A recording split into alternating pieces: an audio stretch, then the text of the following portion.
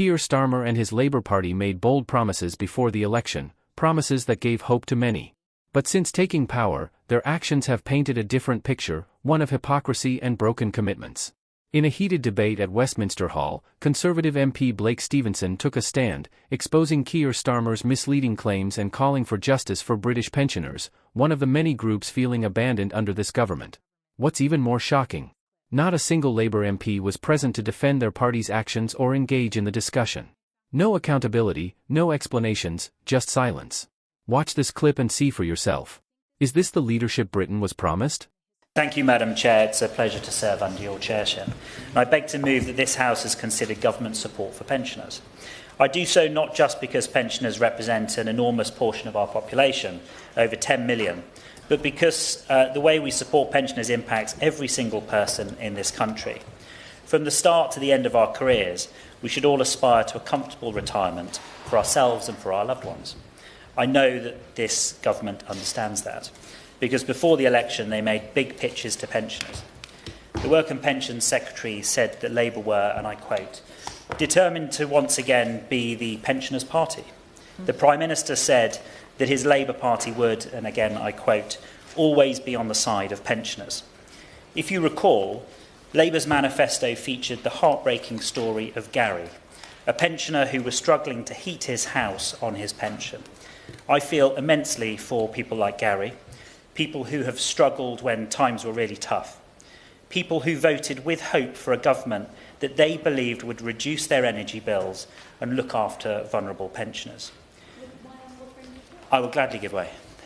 Can I congratulate my honourable friend on the excellent speech he's making? I heard from a pensioner in West Worcestershire only today who, on an income of £13,500, was stripped of his winter fuel allowance last year and is having to live in one room which he can afford to heat. Is he as shocked as I am to hear that example?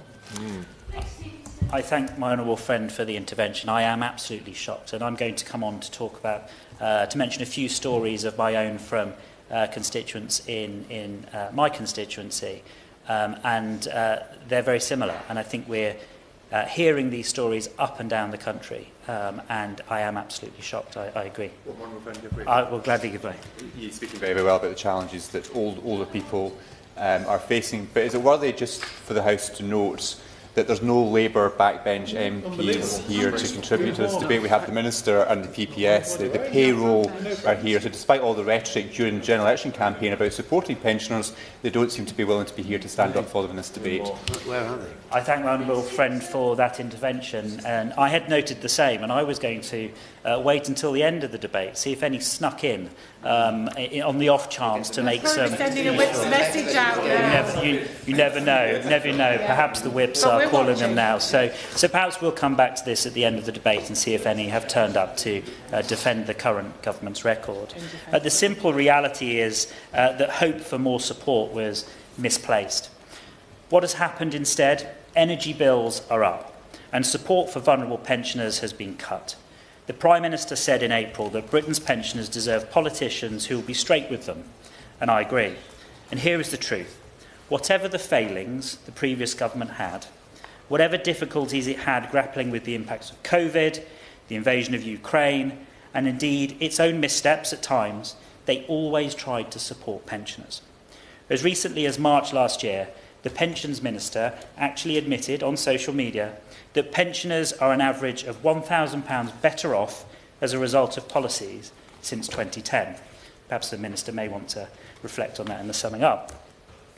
Last winter, Gary might well have received £600 from his winter fuel payment and his pensioner cost of living payment. This winter, he might well have received nothing.